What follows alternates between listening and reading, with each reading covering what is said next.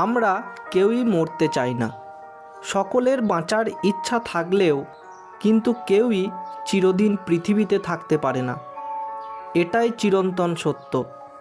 হাজার প্রশ্নের মধ্যে এটাই মানুষকে মেনে নিতে হয়। হিন্দু ধর্মের বিভিন্ন গ্রন্থে মানুষের মৃত্যুকে ঘিরে বিভিন্ন ঘটনার কথা উল্লেখ করা আছে। মৃত্যুর আগে ঈশ্বর মানুষকে কি কি ইঙ্গিত দেন সেই বিষয়ে আজকে অজানা তথ্য আপনাদের সামনে নিয়ে এসেছে এই ভিডিওটি।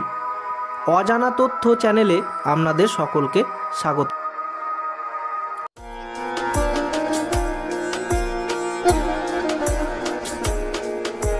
আজকের ভিডিওতে মৃত্যুর আগে ঈশ্বর মানুষকে যে 10টি ইঙ্গিত দেয় সেগুলি আপনাদের সামনে তুলে ধরব।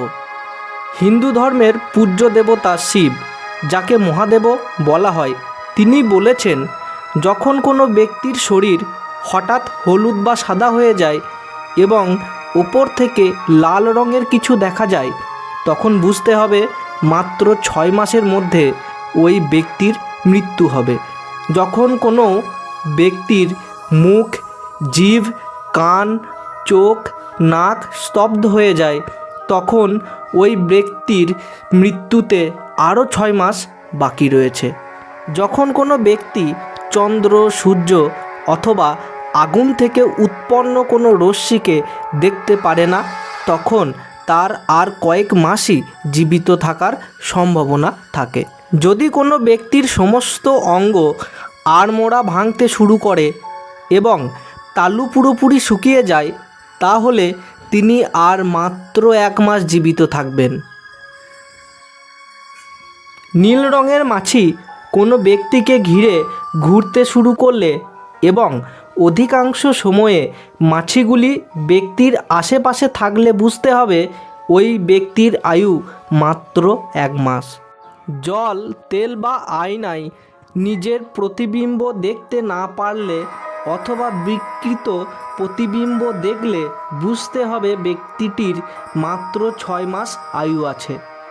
আবার কোনো ব্যক্তির মৃত্যুতে 1 মাস থাকলে সেই ব্যক্তির ছায়াও তার থেকে পৃথক হতে শুরু করে।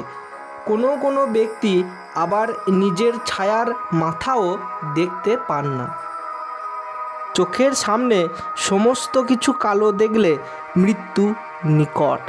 কোনো ব্যক্তি ধ্রুবতারা দেখতে না পারলে তার মৃত্যুতে মাত্র 6 মাস বাকি আছে। ভিডিওটি দেখার জন্য আপনাদের সকলকে অসংখ্য ধন্যবাদ।